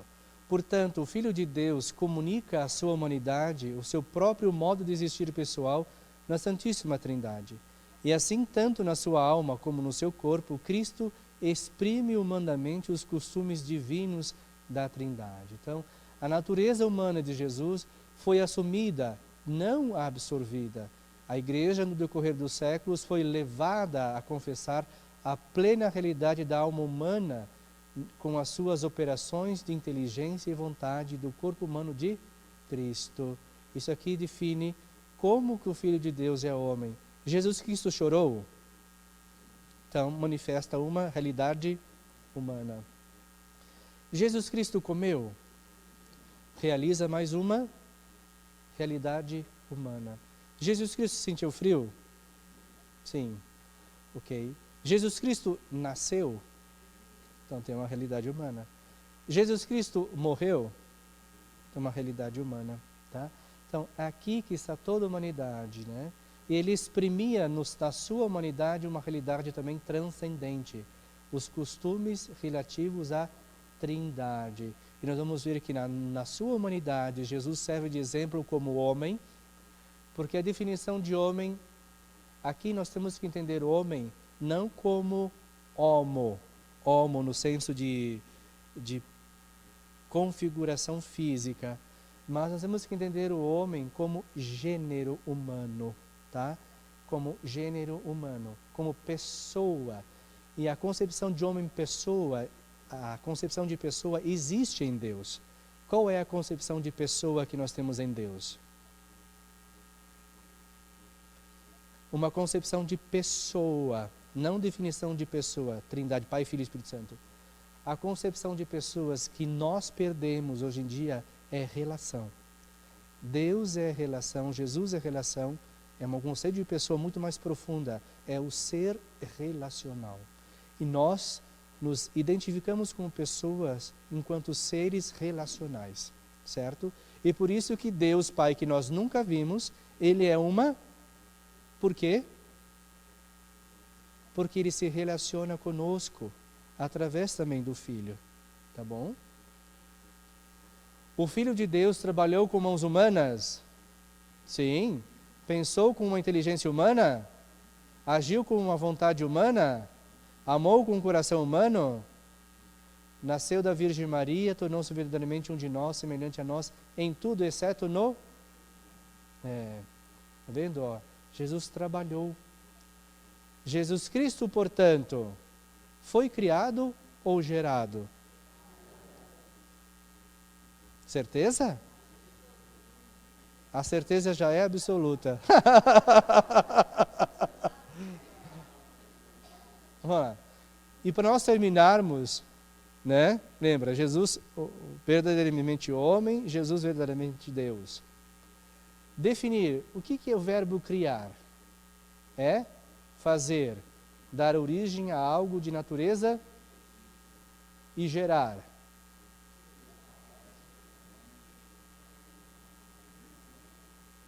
Da mesma natureza.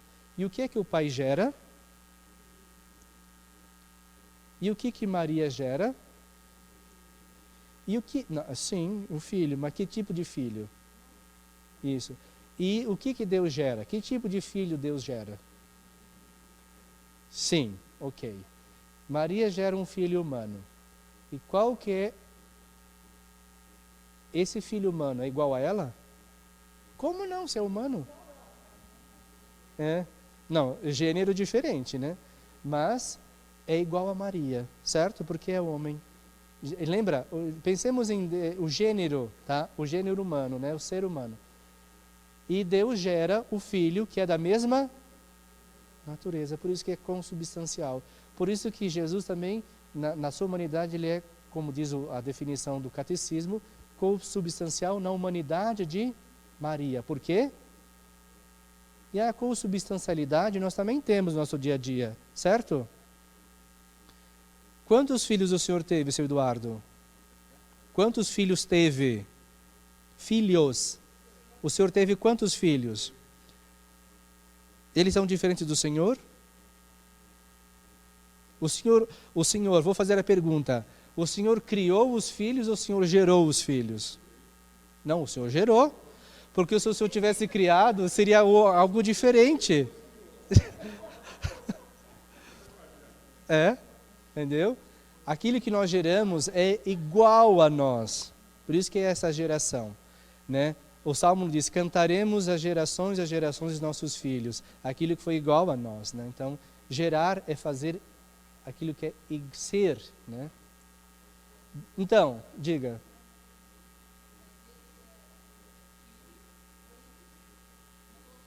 Exato.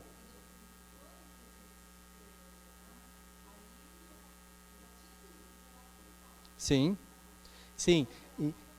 Isso, e aí por isso que Deus gera o Filho antes de todos os séculos. Estava lá, como diz o Evangelho de São João.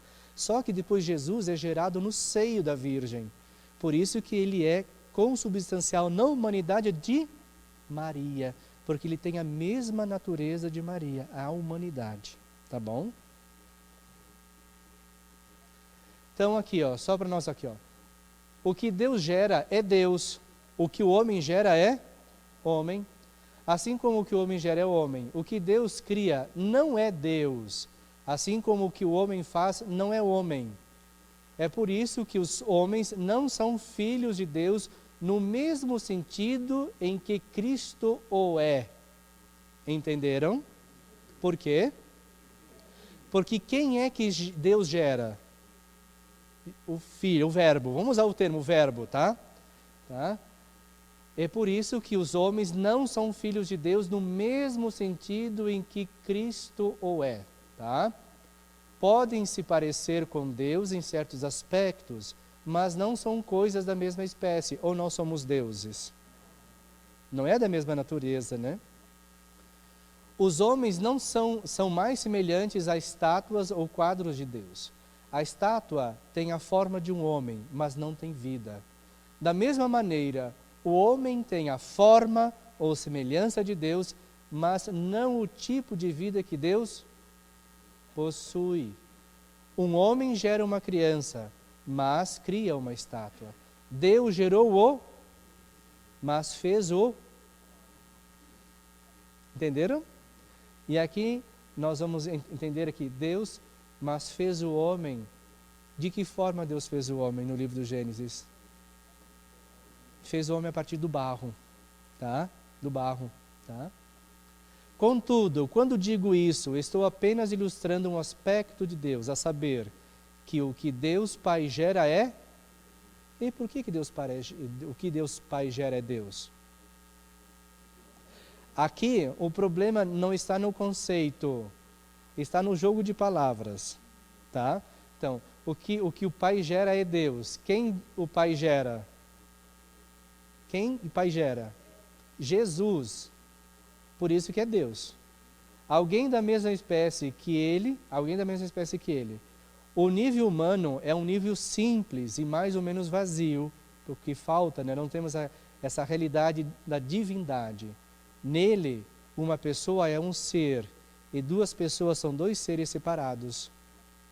Nós não podemos ser a mesma pessoa. Cada ser é um ser diferente, né? E em Deus, o ser é o mesmo. Em Deus, o ser é o mesmo. A única coisa diferente são as pessoas.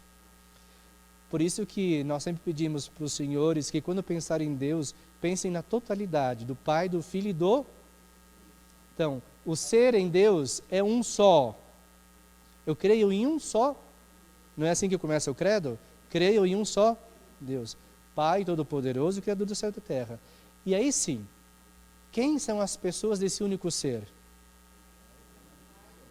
Aí sim, aí nós conseguimos ver a diferença das pessoas, mas o ser é o mesmo. Em nós não é assim. Eu não sou... Exatamente, a mesma natureza. Nós somos diferentes. Cada ser humano é um ser diferente, tá bom? E, por final, e o Verbo se fez carne e habitou entre nós. Essa última questão aqui é importante, né? Porque entra na concepção divina.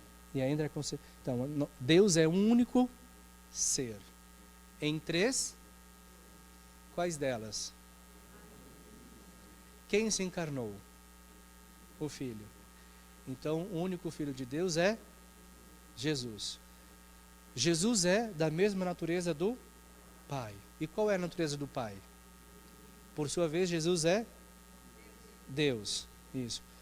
Jesus tem a mesma natureza de Maria, portanto, ele é humano. É filho de Maria. E aí, Jesus também é filho de Deus nas duas condições, tá? Porque ele foi gerado no seio da Virgem, gerado no seio do Pai, tá? E aí ele é consubstancial na humanidade com Maria, tá? E nós somos filhos de Maria por adoção como filho de Deus, tá bom? Parece complicado, né? Mas é por causa da linguagem. Depois isso vai ser disponível, né? Depois eu posso mandar os slides para vocês lerem com mais calma, tá bom? A questão da virgindade, de novo, a nossa cabeça, nós só vamos conseguir entender isso a partir da dinâmica da fé, né? Nós não temos que pensar a divindade de Maria somente o físico, não é isso, né? Mas Deus não impôs que a mãe do Salvador fosse virgem. Ele escolheu, ele aceitou a condição de Maria, porque ela permaneceu virgem, né? Antes, ela nem saberia que ela ia ser mãe de Deus, ela podia ser mãe de qualquer outro homem, não é? Mas ela é uma mãe de outro, né? Mas Deus, percebendo essa virtude, né? Maria é cheia de graça, e uma das condições dela é a pureza, né? Que é uma das condições, né? Maria casta, Maria pura, Maria cândida. Então Deus vê o grande valor nisso e disse: ave cheia de... Deus disse ave virgem? Ave cheia de graça. A definição de virgindade depois foi elaborada com a fé, com a tradição disso, o dogma da virgindade de Maria, né? Mas é como, por exemplo, a Assunção de Maria. E é um dogma de fé. Para nós católicos ocidentais, Maria não morreu, ou morreu, né? Na Igreja Oriental, e isso é que é importante, a linguagem. Na Igreja Oriental dos católicos ortodoxos, eles celebram a adormição de Maria. E a adormição de Maria é o quê? A morte, né? Então sobe, né? Então essas são concepções. A teologia, ela tem essa perspectiva. Por exemplo, os conceitos aqui. Não é que nós não sejamos capazes de entender os conceitos, mas é que é uma outra linguagem, né? Aquele puro que quis, abriu de forma pura o puro seio, né? Abriu de forma pura. E como que Jesus abriu de forma pura o seio virginal de Maria? Ele foi acolhido. Por isso ele abriu de forma pura. Ele não se impôs a Maria. Então ele nasceu puramente. Então aquilo que é puro não pode ter contato com impureza, né? Por isso que aquilo que é puro de Deus, Deus não tem contato com a morte, ele venceu a morte, né? Diz o texto no credo, fala assim, que Jesus não foi ad inferos, lá dentro do inferno. Ele ficou, né, ad inferos, não in inferos, mas ficou na porta do inferno, porque aquilo que é puro não pode ter contato com a impureza, né? Então esses conceitos que no credo aparecem, né? Então tenham sempre em visão isso, o uso da linguagem, leiam sempre as coisas, vejam, façam uma análise crítica, não é igual fazer prova de literatura, tem que ficar analisando as coisas lá, né? Então é isso. A única coisa que dificulta às vezes a nossa compreensão é a linguagem, nada mais, tá? Nada mais. Alguma pergunta? Hoje foi grande, né? Porque é muita coisa, né? E retomar a encarnação, conceito de virgindade. Então lembre-se, conceito de virgindade não é física tão somente, tá bom?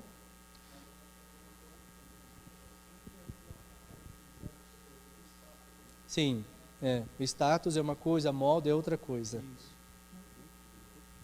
Perguntas?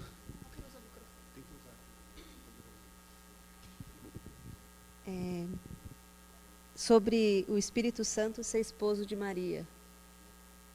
Essa frase que eu sempre ouço isso. Mas que o isso não é um Espírito conceito Santo do credo.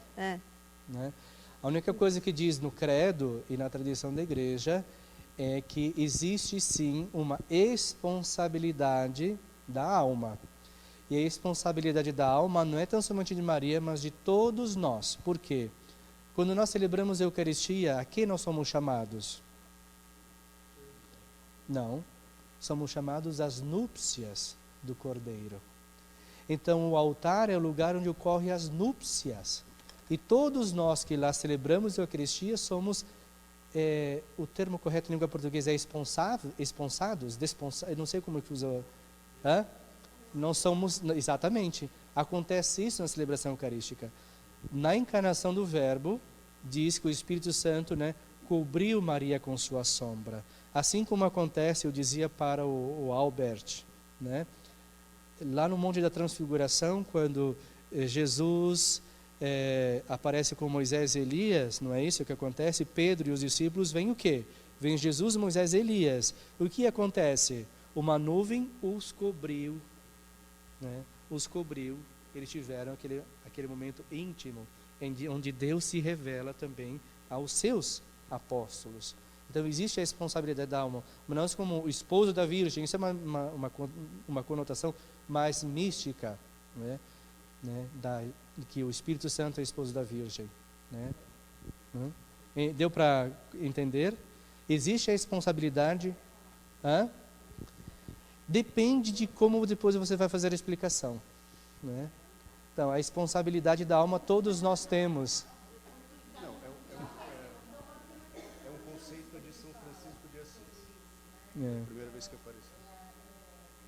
Da Virgem Maria, esposa do Espírito Santo. Existe uma canção, talvez, aí até semana passada falando com o Tyson, né, sobre que muitas coisas a gente precisa tomar cuidado no que se canta. Sim. Porque muitos conceitos teológicos estão totalmente equivocados, distorcidos. Então, por exemplo, no caso da canção, aqui agora eu não me lembro assim como é que ela é, mas existe uma canção que se fala, né?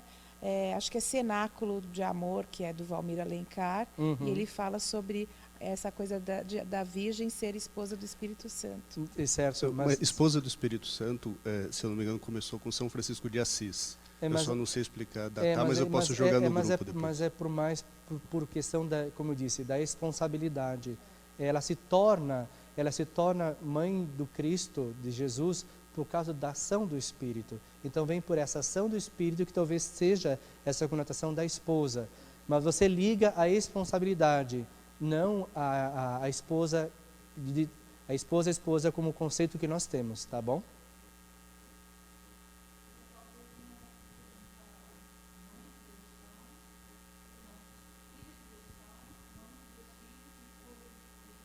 Sim, porque é o Espírito Santo que realiza a vinda do verbo, né? É por ação do Espírito, por causa disso. Mas aí é que eu chamo a atenção dos senhores, sempre quando os senhores usarem esses conceitos, depois, para quem os senhores falarem, tem que haver a explicação, tá? Para não dar a confusão, tá bom? Como eu disse, a ideia é correta, mas aí quando você verbaliza, o negócio enrosca. No terço também, quando se reza o terço, também antes das 3 Ave Marias, se usa isso, né? É uma Ave Maria, a esposa do Espírito Santo. Isso é mais devocional, porque o terço mesmo fala assim, só fala as 3 Ave Marias iniciais, somente isso. Não, eu sei, eu estou dizendo porque a gente escuta isso, né? Não, como eu disse. A esposa é a mãe do Verbo encarnado, aí Sim. se reza a Ave Maria. Aí esposa do Espírito Santo, aí se reza a Ave Maria. Então tem uma... Mas é isso que o senhor falou, é uma coisa mais devocional. Mais devocional. Né? Exato. É a linguagem. As grandes confusões são essas, por conta da linguagem. Fora Dulce. Não, eu não estou dizendo que está errado. Eu estou dizendo que se nós fazemos o uso dessas linguagens, tem que saber depois o contexto, a forma correta, né? De usar a oração do terço, que ele falou, né? É difícil o credo? Sabe por quê? Porque se nós imaginarmos, aí vem um conceito histórico, essas pessoas dessa época, Santo Agostinho, que fez um processo longo de conversão, Santo Irineu de Lyon, para chegar a isso, primeiro, uma vida de oração muito grande. E depois, a realidade deles eram outras realidades da nossa. Eles viviam falando disso. As pessoas, por exemplo, se nós fôssemos olhar a Idade Média, por exemplo, eles falam que a Idade Média é a Idade das Trevas. E nós temos que discordar disso, né? Pois os maiores pensadores da história surgiram na Idade Média. São Tomás de Aquino, e assim vai, né? São Tomás de Aquino fez uma teologia Duns Scoto e assim por diante, né? Assim, as pessoas viviam essa realidade. Era a discussão deles do dia a dia, né? Sobre questões da igreja, sobre questões do evangelho, sobre questões de fé. E hoje em dia não é a nossa realidade. Hoje em dia a nossa realidade é discutir sobre novela Rede Globo, é discutir sobre Bolsonaro, outras coisas. Por isso que hoje em dia já se fala que as pessoas não nascem mais em berço cristão, porque a realidade de vida é outra realidade. Então nós perdemos muito essa linguagem. E depois existe uma grande perda no conceito da nossa língua portuguesa, né?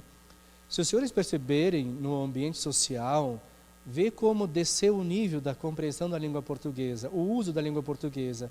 Então,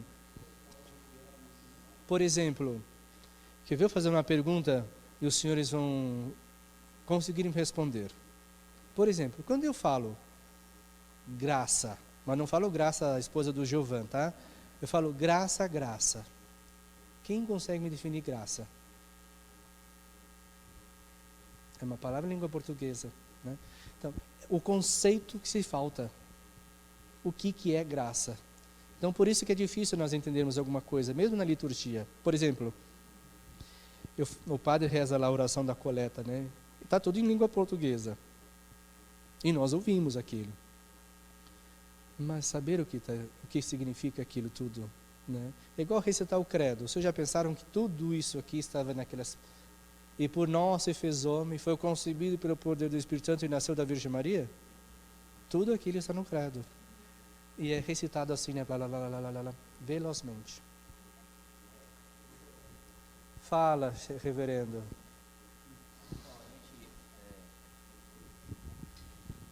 Bom, aproveitar essa oportunidade que o senhor está falando da linguagem, eu acho que a gente esbarra mesmo nessa grande dificuldade da linguagem mesmo para fazer o entendimento de todo o processo da nossa fé. Sim. Né?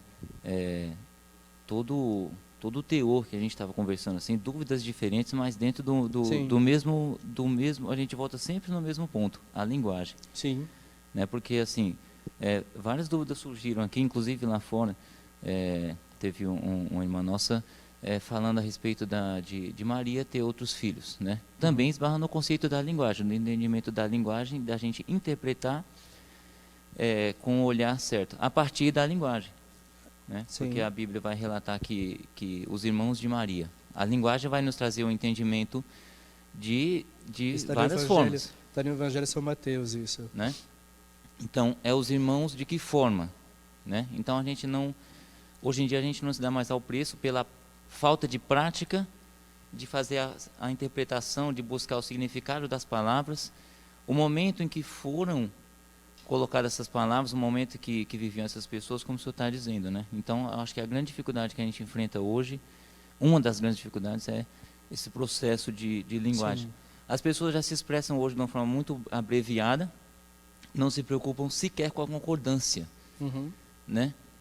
O ovos, sabe, coisa simples que parece passar despercebido, mas isso vai dificultar e vai impregnando na mente da gente e nos fazendo incapazes de compreender as coisas de Deus. Vai nos separando de Deus. Engraçado que a linguagem também vai nos separando. Sim, porque separando existe, de Deus, né? Ranieri, além de tudo da linguagem, por exemplo, quando eu vou estudar a Sagrada Escritura, né, primeiro que é uma linguagem também bem diferente da que nós usamos. Então, você precisa estudar conceitos. Depois existe uma questão de que a Sagrada Escritura, ela tem em si cultura. Ela tem ela tem uma realidade social, cultural diferente da nossa. Então, é preciso sempre, quando estudar a Sagrada Escritura, levar em consideração o tempo em que ela foi escrita, quem a escreveu e qual é a realidade social daquela época. Não se pode estudar a Sagrada Escritura sem levar isso. Senão, nós vamos ter conceitos errôneos da realidade. Né? Por exemplo, vai ler o livro do Apocalipse. As pessoas ficam, né, por causa da linguagem figurativa que tem lá. Mas quem é que escreveu o livro do Apocalipse? Por que ele escreveu o livro do Apocalipse daquela forma? Em qual época e o que estava se passando? Né? Por exemplo, os Salmos.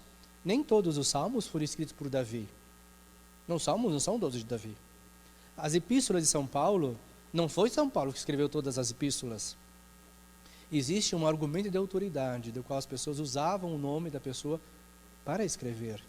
Então, e quando nós lemos as epístolas de São Paulo, cada uma é direcionada a um viés diferente. Aos Coríntios, ao Porto, por exemplo. Então, temos que levar sempre em consideração na Sagrada Escritura a realidade cultural, social daquela época. Não se pode não fazer isso. Então, só para concluir, então, esse processo de linguagem que nos ajuda a fazer um entendimento, e aí, após esse processo, né, aí a gente tem que entrar na parte da fé, que é crer no mistério, né, que tira a gente da lógica humana, sim, né, e faz a gente crer no que a gente não poderia acreditar dentro de uma lógica. Sim. Né? Então, primeiro esse processo de linguagem e depois esse processo de fé, sim, que é crer no que a lógica não nos permite crer, não é isso? Sim. Existe uma cantora... Que o credo nos ajuda, se a gente esmiuçar o credo, sim, a gente vai chegar dentro desse entendimento, correto? Porque o credo é a síntese da fé. O credo é a síntese da fé. Existe uma cantora que deixou de ser religiosa, uma cantora chilena chamada Irmã Glenda. Ela canta muito bonito, né? As canções, e são todas canções bíblicas. Então, tem um canto dela que ela fala assim, ela diz assim, a tua lógica é outra lógica. E o que corresponde? Ao profeta Isaías, que diz assim, meu tempo não é o vosso tempo. Né? Então, meus pensamentos não são os vossos pensamentos. Mas essa música dela me marcou muito, porque ela fala, aí depois eu falei, de fato, né? A tua lógica não é outra lógica, né? A tal ponto que ele fala no Magnificat, né? Ele confunde os sábios e exalta os humilhados. Então, sempre pensar o contrário. A nossa fé está sendo confrontada sempre pela nossa lógica. Né? Sim, e eu mostro além disso também, Ranieri, a nossa forma de expressar, né? Certo, senhores? Muito obrigado.